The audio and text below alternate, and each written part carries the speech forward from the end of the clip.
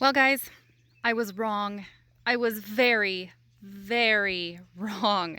I let this go for a little while. The brown spots on these leaves. Oh, by the way, hi, it's Wendy from Bald Knob Farmstead. So I thought it was water scald because I had a sprinkler. Well, where is it? It's down here somewhere. I had that sprinkler set up high, and I just thought it was water scald because I was watering on a sunny day, and it kept getting worse and worse and worse. And I was like, well, what the heck is going on? And then I really got in here and started looking, and it looks like we have leaf miners. Oh, so looks like there is one in this leaf somewhere. I just can't see him right off the bat. I think he's probably right there. Right there. So what you could do, you can smash them with your finger, which, I mean, that's just a temporary thing because they are laying eggs. And actually what tipped me off, let me see if I can find, oh, here we go. What tipped me off was that little colony of eggs right there. So this whole time I thought it was water scald or sun scald. And it wasn't, it was leaf miners this whole time. So my whole crop of beets is affected. And the lousy part of it is that I grow beets for the beet greens because I absolutely love the beet greens. Oh, there's a good one right there. Right there. There's the culprit. So they live in between the leaf. So what they're, he's moving. So what they're doing is that they get in between the membranes of the leaf and they tear them apart. They eat the heck out of them. Look at that little fat bugger right there. So what I'm gonna do, I'm just gonna cut a lot of the leaves apart if I can. If I cannot save the whole leaf, like this one, I think I can save the whole leaf. I'll check for eggs, but what I'll do is I'll cut it.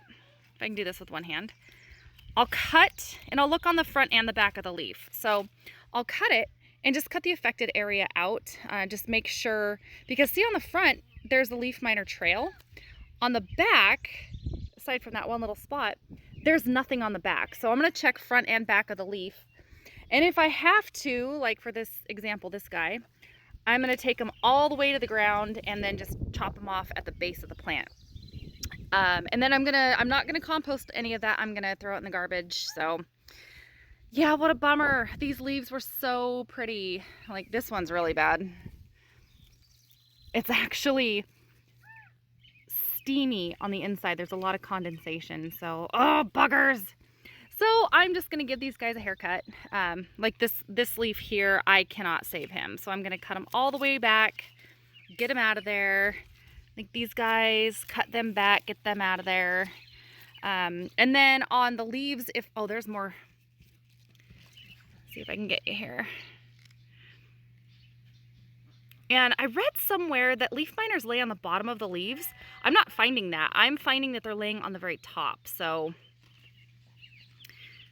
anyway, so and then this guy, this leaf looks pretty good. I'm just gonna cut around the bad spot. Hopefully I can save that leaf, but there is a leaf miner right there, smack dab right in the middle. So, oh, I've got a lot of work to do. Okay, so I've done most of this whole corner, but look how sparse it is now. And I still have a lot of work to do though. I've got like this one and there's a couple little ones in through here, but oh, like that one I missed. But it's looking pretty sparse. I'm really hoping the leaves that I leave on the plants are gonna be enough. But look at the back of this leaf. There's so many eggs. So I'm just gonna go around and kind of smash them with my finger. They actually smash pretty easily, so that's what I'm gonna do. But I don't think I actually noticed them until I brought the basil home. And the basil was dying and it had these weird little trails and stuff in the basil leaf. And I thought that was really weird. So I'm getting rid of some of the basil leaves. But I think we had hitchhikers because that's the only thing different that I've done in this bed, and I've never had leaf miners before. I've grown beets almost every year and I've never had this problem. So the only thing different again was, I don't know, store-bought herbs. So it's just a guess, it's just a hunch. I'm not totally sure, but then again, that's the only thing I've done different. So, and the beet root, the bulb is they're just starting to grow. So, oh, I'm so sad. Well, I'll see what I can do, but it's gonna look pretty sparse by the time I'm done.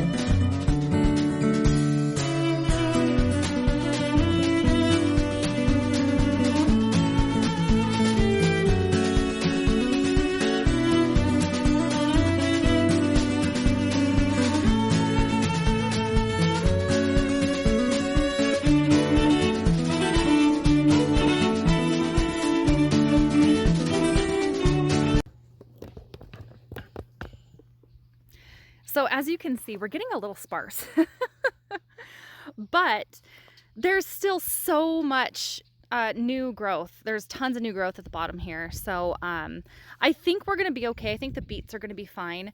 And I really, really don't want to spray them with any pesticides because I'm trying so hard to go as organic as we can. I mean, I'm okay with store-bought food kind of, but I'm trying to steer away from a lot of the chemicals and pesticides and herbicides. I'm trying to be healthy. So that's kind of why I don't want to spray these with anything that's non-organic. Not because I'm an organic freak, that I'm only eating organic. Sorry, I didn't mean to say freak, but I'm not freakish about that kind of thing. I would prefer to only eat organic. Homegrown organic. I don't trust actually a lot of the organics in the store because we live in an orchard area and some of the farmers say, you know what? There's a duck. I'm videoing, you duck. Some of the farmers say that they use organic spray, but they end up using so much more of the spray because it's organic and it doesn't work as well. So I mean, is that really doing us a favor if they have to use so much more? I don't really know. So that's why I would really like to start growing our own food because if we can do it organic, I'm 100% going to do that on our farm. So anyway, I'm gonna still keep going, but it's looking so much better. That's not, but anyway, I'm gonna keep at it. And then I really, oh yeah. And I also noticed, and I didn't even think of this because it was going to seed, but our spinach too. So our spinach is looking pretty sad. I haven't really looked to see if leaf miners are in here. I'm assuming that spinach gets them too. Oh yeah. Oh yeah, there's one right there. Gosh darn you. Okay, the spinach has them too. So, considering I did buy slow bolt spinach and I planted it, it was easily 2.5, maybe 3 months ago. It was still freaking cold. Anyway, I don't know. We didn't get any harvest off these. I am going to get a little bit, some of these little leaves, but they taste terrible. They're super bitter. And my slow to bolt spinach bolted right away. This whole bed was spinach and then some garlic and onions, but the rest of it was all spinach. What a waste. Oh well, off to the next thing. Okay, so it is about 3:45. I've only been out here for maybe I don't know, 20 minutes, maybe half an hour. I had to work today, so it's Friday afternoon. My husband is on his way home, and so it is pretty sparse now. And a lot of these beets, they don't have a lot of leaves left. Like this guy has a new leaf coming and, oh, a broken one and just one leaf. So I don't know if it's going to make it, but beets are pretty resilient. We'll just have to see. So as soon as my husband gets here, when things settle down for the evening, we're going to come out and I'm going to have him help me because my back is killing me. Kind of been in an office chair all day doing paperwork after a long week. So I don't want to keep doing this without him. So we're just going to go through and see any of the leaves that have the larva on the back, or excuse me, the eggs. We're just going to smash them or rub them off or something. I might do a little bit of research to see if I can spray these guys down with a little bit of soapy water. I don't know if that will help the eggs or not though, because I'm not sure. And the point that these darn things are, oh, here, I missed one, are in between the leaves. I really don't think soap's going to get in there and smother them. So I might leave that one just to show my husband, but, I'm not sure. I've never really had to deal with this kind of thing to this extent before. Honestly, I don't even know if I've had them. I've seen them, but I don't know if I've ever had them in my garden before. So anyway, they look a ton better, and I'm just going to be a little bit more, observant. I mean, I did see the problem happening, but I thought it was sun scald. I thought the leaves were just burning because of the water and the sun. So you live and you learn. Anyway, so I'll come back out. Oh, well, if I see more eggs, I will deal with them.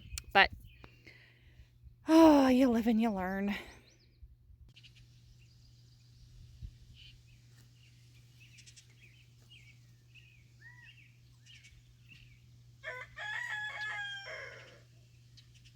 Okay, so I think we did it. So last night, my husband and I went out and we scoured through all the rest of the beets, and they're looking a little bit sad today.